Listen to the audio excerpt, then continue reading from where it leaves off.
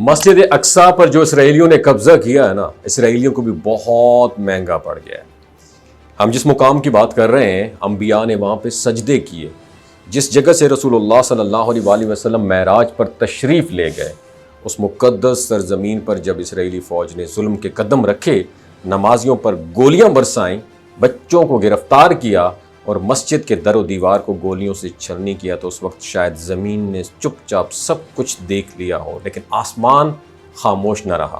تاریخ گواہ ہے کہ جب جب کسی مقدس مقام کی بے حرمتی ہوئی، قدرت نے اپنے قہر سے پھر حساب کتاب چکایا، اور آج مسجد اقصی پر قبضہ کرنے والی قوم کو وہ قیمت چکانا پڑ رہی ہے جو بہت بھاری ہے، حد سے زیادہ بھاری۔ یقین کیجئے، ظلم جب حد سے بڑھ جائے تو کائنات کی فطرت بھی بدل جاتی ہے۔ آسمان خاموش نہیں رہتا، زمین بے حس نہیں رہتی، اور ہوا بھی اپنا رخ بدل لیتی ہے۔ برسوں سے اسرائیل نے جو آگ فلسطین پر برسائی، جو ظلم غزہ کی گلیوں میں رچایا، اب وہ الٹ کر خود اسی کے در و دیوار پر آ چکا ہے۔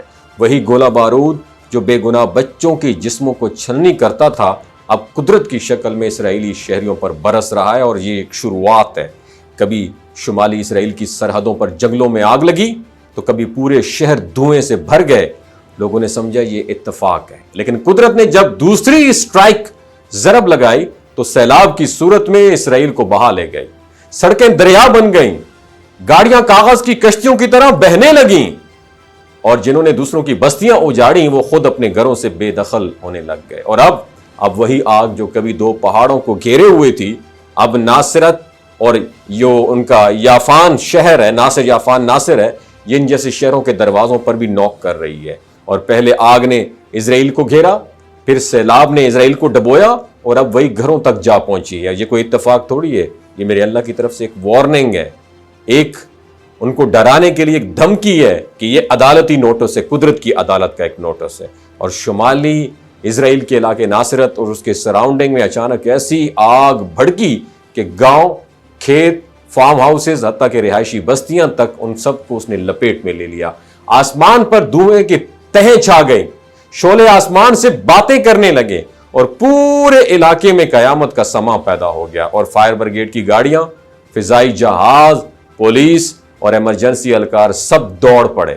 لیکن قدرت کی آگ کو انسانوں کی مشینیں کب روک پاتی ہیں؟ یہ آگ صرف درخت نہیں جلا رہی تھی، بلکہ ایک گھمنڈ، پراؤڈ، غرور کو خاکستر کر رہی تھیں۔ وہ گھمنڈ جو طاقت کے نشے میں مسجد اقصی کی دہلیز تک جا پہنچا تھا۔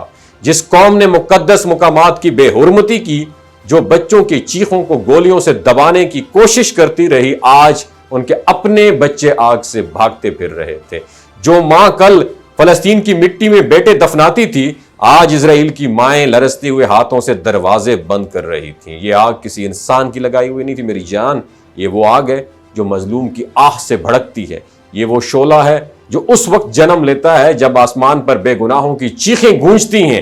یہ قدرت کا انصاف ہے جو مثال انداز سے آتا ہے، بے مثال انداز سے آتا ہے۔ یہ وہ پکڑ ہے جس کے بارے میں قرآن کہتا ہے کہ اللہ ظالموں کو مہلت دیتا ہے، مگر جب پکڑتا ہے تو سخت پکڑتا ہے۔ احادیث میں آیا ہے کہ ظلم کا انجام تباہی ہے، اور جو قومیں زمین پر فساد کرتی ہیں وہ ہمیشہ ڈاؤن فال کا شکار ہو جاتی ہیں۔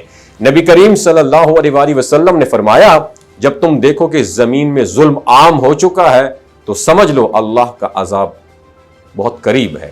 آج اگر اسرائیل کے پہاڑ جل رہے ہیں تو یہ کوئی معمولی واقعہ تو نہیں ہے، یہ ان فتنوں کی تمہید ہے جن کا ذکر آخر الزمان کی احادیث میں ملتا ہے۔ ایسا وقت آنے والا ہے جب زمین اپنے راز کھول دے گی، آسمان سے نشانیاں نازل ہوں گی، اور طاغوتی طاقتیں ایک ایک کر کے بکھر جائیں گی، اور دجال کے خروج سے پہلے جو طوفان اٹھنے ہیں ان میں شاید یہ پہلی جھلک ہے۔ یہی ناصرت جو کبھی سکون کا گہوارہ تھا، آج خوف اور لرزہ بن چکی ہے۔ جو قومیں دوسروں کے گھروں کو مسمار کرتی تھیں، آج خود اپنے دروازوں پر آگ اپنی آنکھوں سے دیکھ رہی ہیں۔ جو لوگ کل فلسطینیوں کے ان کو گھروں سے کک آؤٹ کر رہے تھے، آج خود بے گھر ہونے لگے۔ یہ وقت آنکھیں بند کرنے کا نہیں، میری جان کھولنے کا ہے۔ یہ وقت ہے ان نشانیوں کو آئیڈینٹیفائی کرنے کا اور یقین بحال کرنے کا۔ جب رب کا انصاف حرکت میں آتا ہے تو دنیا کی تمام قوتیں زیرو ہو جاتی ہیں۔ آج جو شعلے اسرائیل کے گھروں کو ٹچ کر رہے ہیں وہ صرف لکڑی نہیں جلا رہے، بلکہ تکبر، غرور اور ظلم کی بنیادوں کو راکھ بنا رہے ہیں. اور یہ راکھ صرف اسرائیل کے لیے نہیں بلکہ ہر اس قوم کے لیے ایک وارننگ ہے جو زمین پر فتنہ پھیلانے کا ارادہ رکھتی ہے, کیونکہ اللہ کی لاٹھی بے آواز ضرور ہوتی ہے مگر جب وہ چلتی ہے تو پہاڑ بھی ریزہ ریزہ ہو جاتے ہیں. اور اب انصاف کا وقت قریب ہے, بہت قریب. پاکستان زندہ باد, اسلام زندہ باد. یہ جو گلگت بلتستان کے لوگ ہوتے ہیں نا, ان کی ایوریج عمر 90 سال سے بھی زیادہ ہوتی ہے. You know why? کیونکہ یہ لوگ شلجیت استعمال کرتے ہیں. شلجیت کے اندر 85 منرلز ہوتے ہیں. اگر آپ چیزوں کو جلدی بھول جاتے ہیں, مردانہ کمزوری محسوس کرتے ہیں, اولاد جیسی نعمت سے محروم ہیں, اور آپ سپرم کاؤنٹ آپ کے کم ہیں, ٹیسٹوسٹیرون ہارمون امبیلنس ہے, آپ سدا بہار جوان نظر آنا چاہتے ہیں, خون کی کمی کو دور کرنا چاہتے ہیں, ہڈیوں جوڑوں کے دردوں سے نجات حاصل کرنا چاہتے ہیں, موٹاپا کم کرنا چاہتے ہیں, تو ڈاکٹر اسد محمود کی پیور اینڈ نیچرل شلجیت ضرور استعمال کریں.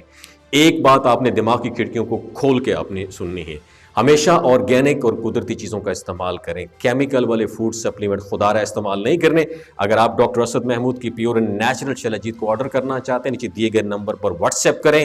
3 باتوں کا خیال رکھنا ہے: ہائی بلڈ پریشر میں مبتلا افراد, خواتین جو پریگننٹ ہیں, اور 15 سے 20 سال کی جو نوجوان نسل ہے جو غیر شادی شدہ ہیں, اپنے سیکشول پاور کو بوسٹ کرنے کے لیے استعمال کرنا چاہتے ہیں, تو ڈاکٹر کے ایڈوائس کے بغیر استعمال نہ کریں. باقی سارے لوگ بے دھڑک گرمی اور سردیوں میں استعمال کر سکتے ہیں. اپنا بہت خیال رکھیے گا. اللہ حافظ.